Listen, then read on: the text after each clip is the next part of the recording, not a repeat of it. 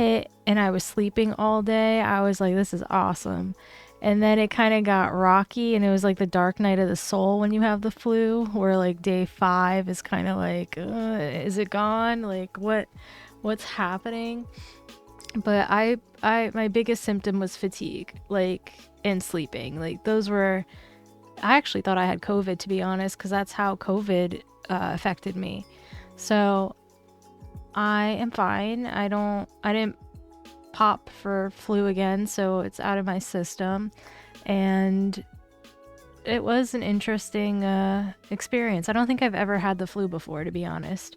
And it's so funny because I was playing the Plague Tale game, and then I ended up getting the plague. Influenza type A. Anyway, I'm on steroids because I don't know if you can tell, but my voice is still kind of like congested, and my ear was still doing things. So that being said, I hope y'all are doing well, and let's get into some basic stuff when it comes to spiritual stuff. So in my experience, I'm going to say that a lot because I have nothing else to go by. I'm kind of like a clean slate. Yeah, I've read a couple Dolores Cannon books, but I also, before all that, went through my own dark night of the soul and all the experiences that brought me to where I am now with mediumship. I go into a mediumship circle, kinda, sorta. I do them every now and then on Twitch.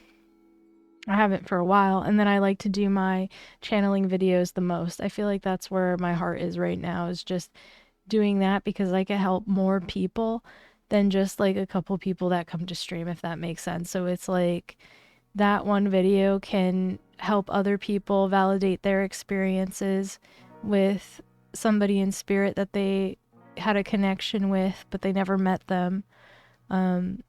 I love that. I don't know. I've always loved that. So, spiritual awakenings, you guys, it's about trusting the unknown, and that's scary.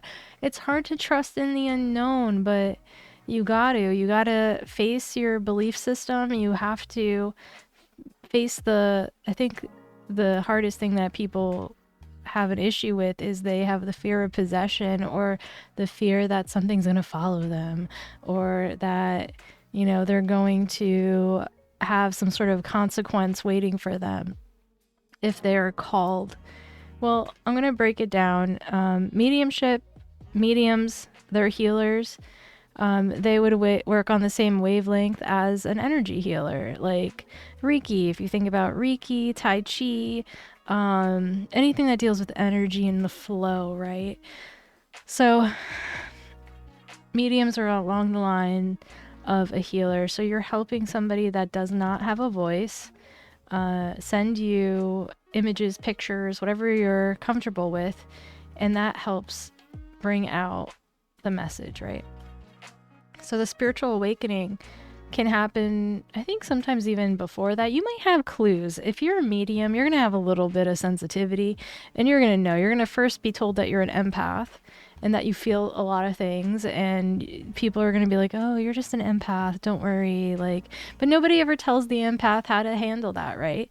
Or that if you take away your presence in a room of people that are mixed personalities, how that's now an injustice because they're not getting the healing that you provide naturally just walking into the room.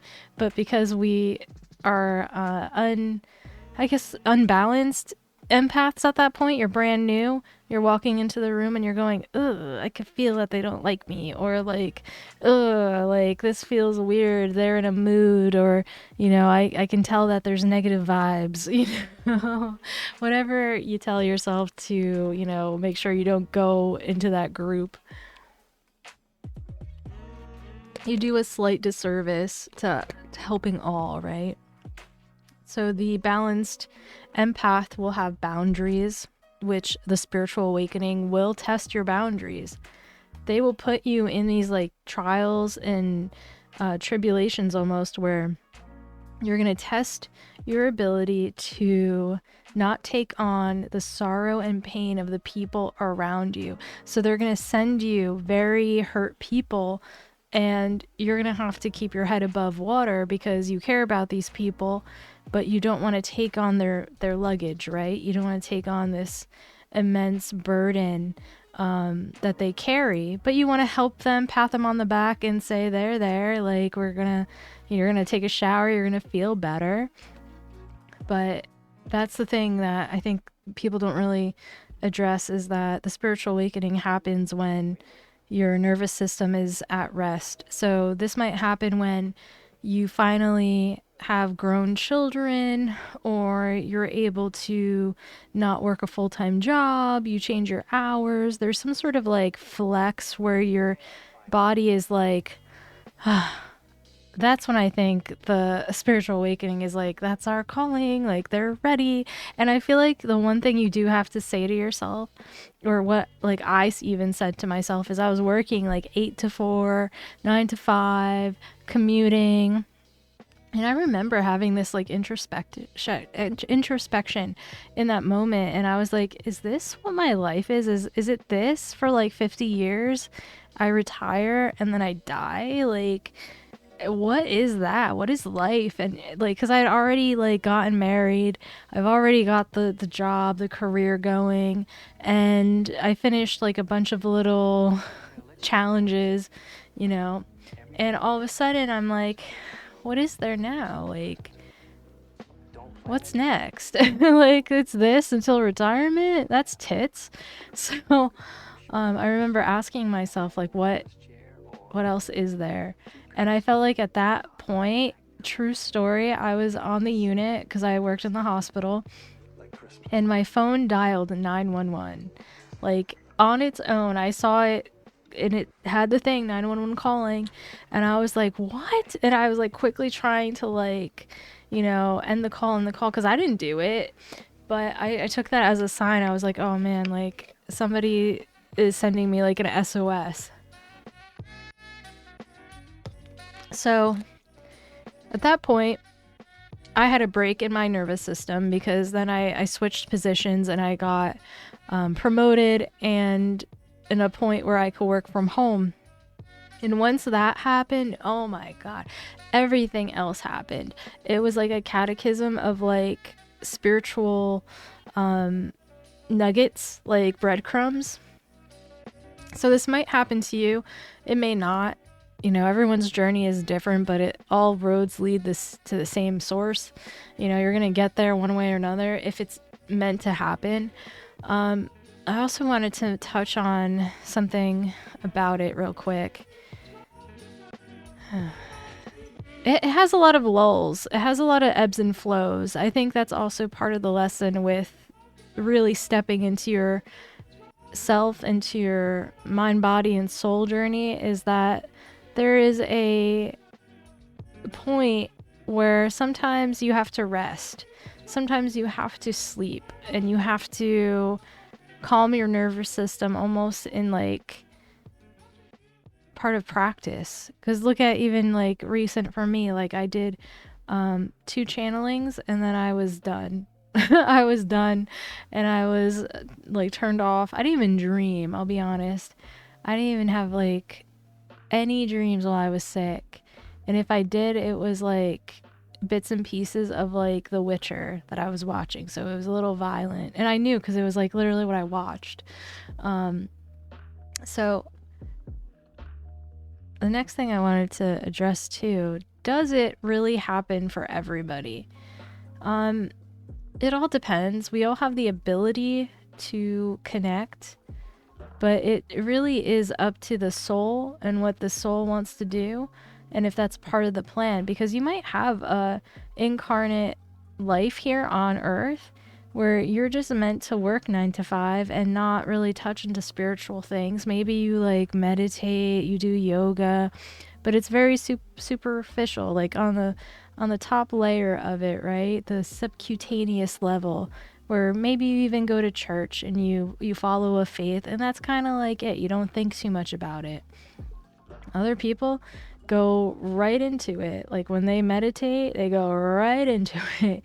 That's how I am. I just go. Like as soon as somebody says, you know, take a breath, I'm out, dude. Like I can just channel and just boop, do whatever. But again, that comes with, I think, practice for a lot of people. I don't think that I'm different by any means. I think I'm normal to an extent. I think I'm like most mediums where I'm sensitive, but I don't carry this as like a superpower. I'm kind of more realistic and skeptic also of others. But that's because of the world we live in, and I've been not burned by other people, but I've met some shady spiritual people. I've met people that had zero compassion for humans. And I feel like this work, light work, healing work, even if you're a nurse or a doctor, you're doing something for humanity. It's the same thing when you're taking care of, somebody that's sick and dying, the spirit leaving the body and all that. I feel like that should be like part of the circle that we live in, like the circle of life. And then it goes like into the eight, the figure eight type of symbolism there, because like it's so integral. We all know in every culture there's some sort of point after death that needs to be looked at. And unless you're atheist, then I don't know. Usually those are interesting cases, especially if they have a near-death experience. Those are cool. I think those are really interesting. But back on topic, yeah, like sometimes for a person, they're not meant to do this. They're meant to study other things or to be a part of the world in a different way to help it move and grow in consciousness towards some sort of passion or soul calling that they might hear or feel. And sometimes also I like to touch on this. Traumatic incidents also can create a spiritual awakening. This is like something that really scares you to wit's end. It's like a rock bottom type of like trauma where you're just like it's like deconstructing of the self and the ego and the id, because it's just like, oh no, like we're gonna be ruined, and what are you then? So it's like a major traumatic event can sometimes trigger a spiritual awakening. And what happens next? The contact with spirit guides, I think, is always something that is interesting because we all have them, right? We all have a spiritual team. We hear a lot of people talk about it, but it is true. It's like they're interesting characters. They sometimes will show up in your dreams. They'll be the ones directing or getting you back on topic, or getting you to one place or to another. So a couple points in my spiritual awakening was meeting my one guide, and I would have another guide take me to the plane of existence in the spirit world in a dream, to where they were, because they were elevated. So I had to like boost up to like even spend like a little time with them. So I just like want to talk about how like sometimes they'll make their presence very much known in these dreams because they're helping you achieve something. They will never influence you to do anything that will harm you. They'll never have you do anything to harm others. They're always there to not really put in any input, but be of service to you if you are looking for help and if you're looking for assistance. A lot of the times, like I said, I'm intention forward. So it's like I put in the intention that I wanted to meet a spiritual guide. I wanted to see past life. Like I wanted to be shown what was the next pathway for me, or feeling towards the right pathway. So I find that good ways to get in touch with your guides, this is all, and even with spirit and loved ones, is to just write a letter. Starting out, I kind of, learning boundaries early on, they're really important. If you let people walk all over you, you're going to let spirit do it too. and they sense that. So having firm boundaries is like key. So if you are firm in what you want to connect with, you're set. So for instance, an example, I connect with higher beings, light beings. I'll say, like, I connect with the archangels and spiritual guides, and the spiritual guides of the people I'm trying to connect for. And I will surround myself with like that white light, that love energy, because love is truly the key when you're trying to connect with somebody, right? So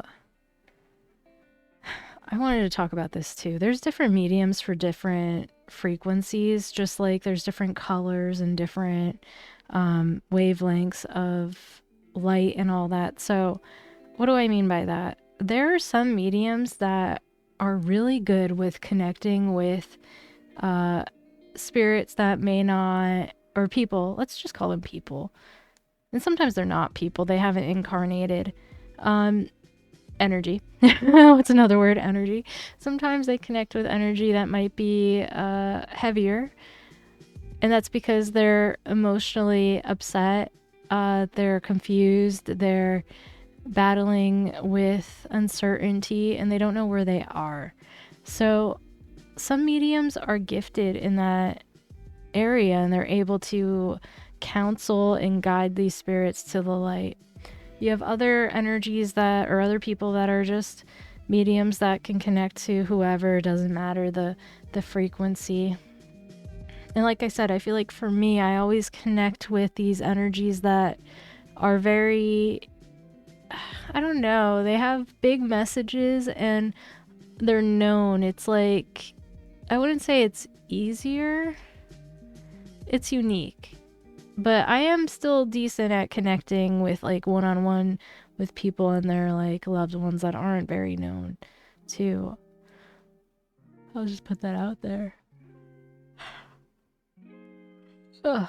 But yeah, you want to revisit what you're afraid of, because sometimes what's holding you back is fear that might be irrational. Now, I'm not going to say that there's things that do and don't exist. I don't know. In my experience, I have not experienced a whole lot of heavy energy, and I don't really want to call it negative. I haven't experienced that.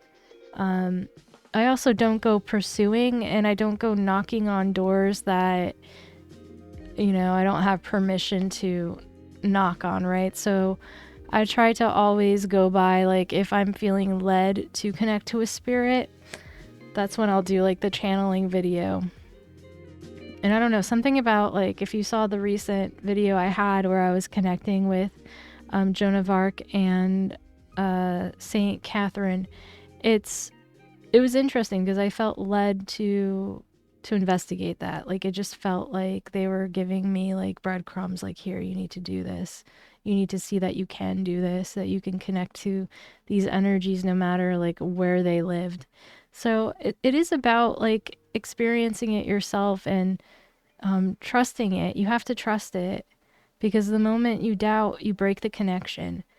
Mediumship is a very interesting connection where if you doubt it, or you're starting to use a part of your mind to question it, and ask too many like questions, so to speak, it'll shut down. That's why it's, like I said, the ebb and flow of it too. You gotta go in, have preloaded questions you want to ask, and they'll feel it, they'll know it. They know the material before, you know, you even start channeling too. So what you're feeling in your heart that you want to ask and find out, they're already getting the checklist, and they're like, all right, we'll talk about this. All right. Like, it's really unique that they're always like ahead of our timeline, just a tad, to like drop us these like signs and answer these questions and all that. So, and again, like, spiritual awakenings are very unique to everybody else. Like,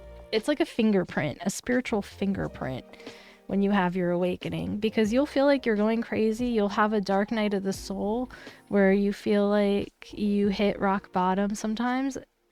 This stuff might be triggered by a traumatic experience that brings on the synchronicities of spirit letting you know they're there for help and assistance.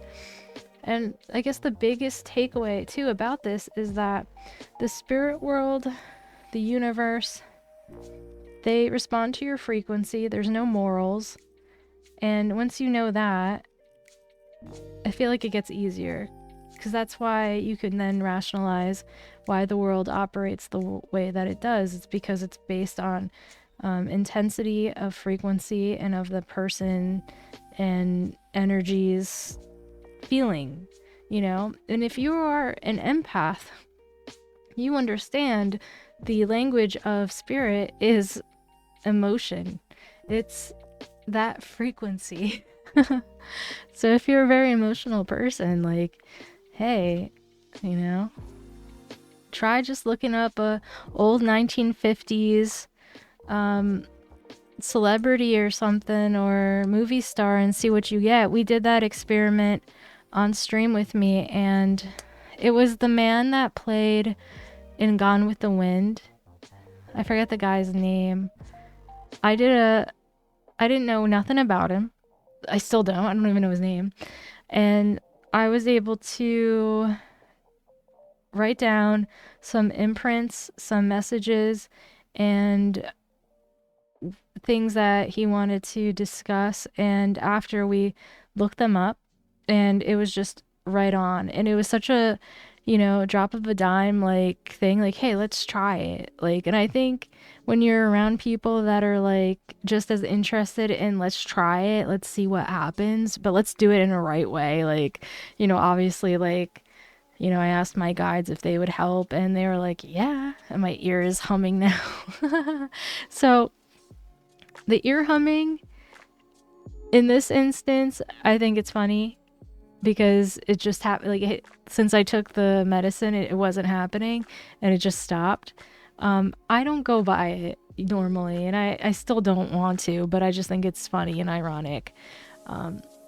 But people sometimes hear like a high pitch like noise in their ear or whatever when spirit comes in and they enter your auric field. So also people have this energy field about them that when spirit comes into your energy field, you'll get like a little notion. Sometimes people feel like the goose hairs on the back of their neck. Goose hair. The hairs on the back of their neck. I was thinking goosebumps. And, you know, I don't know if that's the case. Sometimes I'm oblivious. I'll be honest. I'm oblivious. I'm sure they're just like, she's talking about it. We'll give her some like points here, because I was out. Like I told you, that flu knocked me out. But I'm feeling better. I actually feel a little out of breath right now because I don't think I took a break.